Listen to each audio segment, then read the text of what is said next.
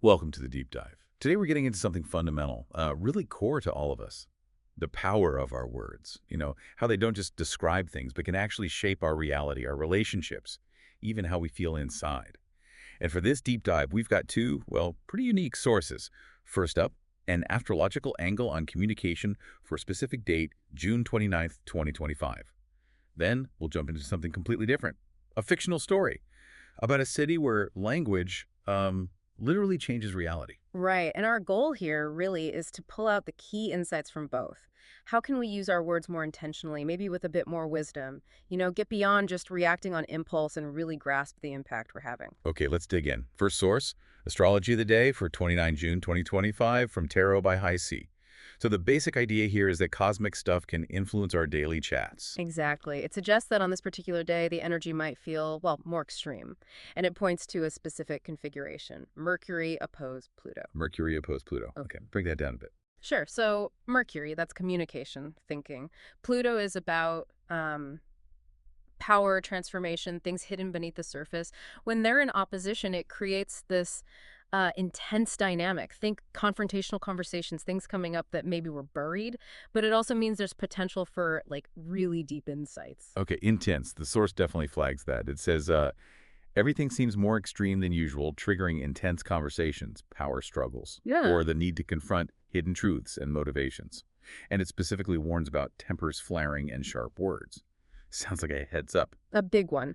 And the potential downsides it mentions are, well, significant. Things like ego clashes. Situations where being in control feels more important than actually connecting with someone. And here's a crucial line from the reading.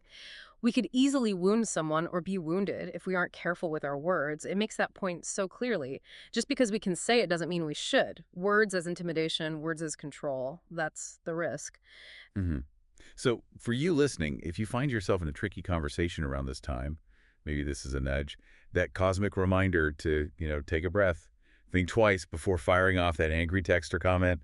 Check those gut reactions. Are they helpful or just heat of the moment? Right, but it's not all negative, not just warnings. The reading also points to the upside. It talks about looking for deep insight and psychological growth, using that intensity constructively, using your voice for transformation, not domination. That's a key phrase. Yeah. And also practicing discernment, really thinking about what you accept as true, especially in those charged moments. Transformation, not domination. That actually leads us perfectly into the second source. This is the story, The Echo War, from a piece called The Echo War. Words as seeds, not swords. So we're moving from cosmic influence to a place where words are the power.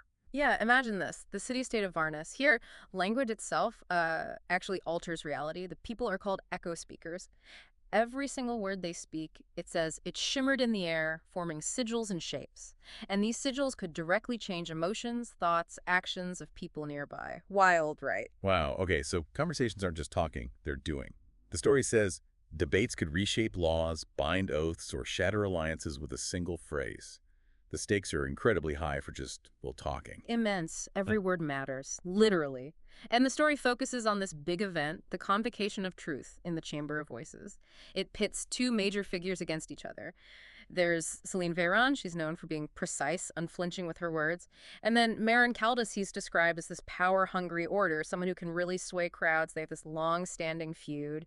And when they start debating in this chamber, it's not just noise. You can apparently see it. The story describes flickering glyphs as voices clashed, words hung in the air like blades, even sparks of violet light flickered as accusations twisted into binding oaths. It's like a magical duel, but fought with speech. Exactly. And Selene goes first. Her voice is described as a glowing thread of silver. She says to Maeron, "You speak of legacy, but wield your words like chains. Every sentence you cast is meant to bind, to control, to leave others stripped of their own truths. It's a direct hit on his methods, his intent." Oof. And Marin's reply, just as powerful, apparently. A venomous spiral of crimson light. He fires back. And you, Selene, dress your control as righteousness. Is it not control to demand silence of others so you may shape the narrative? Wow. So a real clash of philosophies about language and power playing out right there. The tension must have been incredible. Absolutely. And you feel Celine's struggle in that moment. The story mentions the pull of fury. She knows she has the power, the specific words, to just unravel him, to reveal his deepest secrets, inflict a really cruel wound. The temptation is right there. But she doesn't. And this is the pivot, right? This is the key insight. She remembers these old tenets from Varnus. Words are for transformation, not domination, that Mm. phrase again. Yes, that internal moment, feeling that fury, but choosing differently based on principle. That's huge. It's about aligning your power with a higher purpose. So she decides to shape her next words, not as a weapon, but as a mirror. A mirror. And what she says is really something. Her voice changes. It shines with soft indigo light, a calm pulse. She says, "Let us speak not to chain each other, but to see ourselves. The truth is a reflection. It harms only those who fear to face it." That last part. It harms only those who fear to face it. That really lands. It implies a kind of bravery in looking inward. It really does. And the effect is immediate. The whole atmosphere changes. Yeah. The air shifted, glyphs unraveled. You get this sense of release. The tense crowd exhaled. Maeron is stopped in his tracks. He falters. The fight just goes out of it. It becomes, as the story says, a space where truth could be heard, not just fought over. So the story's point isn't about winning the argument through force. It says victory through domination was hollow. The real win in Varnus was the wisdom to wield words not as shackles, but as keys to liberation, using words to free, not bind. Mm-hmm. And the city's lesson, echoing the astrology insights too, is powerful. Just because a word can be spoken does not mean it should. But when it is, let it be a seed, not a sword. Seed versus sword, that's the core. Yeah, that really ties together two very different sources, cosmic patterns, a fantasy world, but pointing to the same thing. This theme of intentional communication just keeps coming up. Absolutely. Both are really underscoring the sheer power packed into our words and the responsibility that comes with it. They both lay out this fundamental choice. Are we using language to control, to dominate, or are we using it to transform, to open things up? So maybe think about your own life, your own conversations. When things get heated, or even just in everyday chats, what's the intent behind your words? Are you trying to win, to wound, maybe even subconsciously? Or are you trying to build understanding, find common ground, foster growth? It really comes down to that metaphor, doesn't it? Are your words seeds? Things you plant for potential, for growth, for nurturing something positive?